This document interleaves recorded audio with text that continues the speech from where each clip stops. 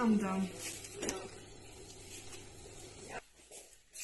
So, what are you doing? I'm throwing it away. I'm so full I can't eat anymore. But why did you take so much then? I learned from this mistake, but now I can't do anything else. Yes, you can. There's always a second option. For example, you can donate or fertilize your food. You're right, let's do it. Let's go.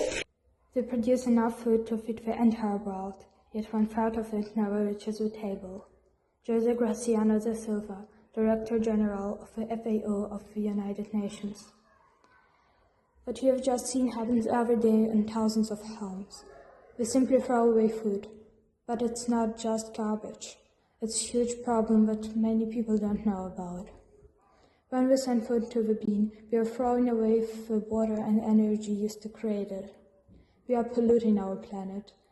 In our video, we will show you what food waste is, the current situation, and how each of us can stop it. We chose the topic food waste because it's one of the biggest wastes worldwide. It affects all of us and it's a current problem. Food waste is a massive global crisis. In 2022, 1.5 billion tons were discarded while millions go hungry. Households are the primary culprits. This waste is responsible for 8 to 10% of global greenhouse gas emissions, squanders valuable resources, and incurs annual costs of over $1 trillion. The UN aims to halve this waste by 2030. So as we know the basic things about food waste now, we can continue with our most important topic. How to avoid food waste and what we can do to reduce it. The most basic thing people can do to reduce food waste is to adjust their portions. People can measure them to make sure they can eat it completely, and if they want to take some more, they still can take more. In addition, people can better plan their food shopping, estimating their needs to make sure they don't buy something unnecessary and all purchases will be used well. Moreover, some leftovers can be used again. Some people who live at the countryside use their organic leftovers as fertilizer, for example, peels of fruits and vegetables or egg peels.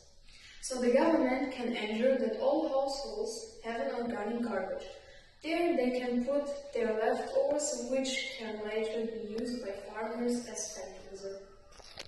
If a class wasted half as much food per year, for example, by better planning shopping trips or portion size, it would save 1,185 kilograms of food and packaging materials. This would save a total of 74,062.5 kilograms of CO2 emissions.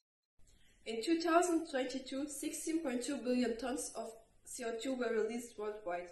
1 kilogram of food produces about 2.5 kilograms of CO2. On average, a person wastes 79 kilograms of food per year.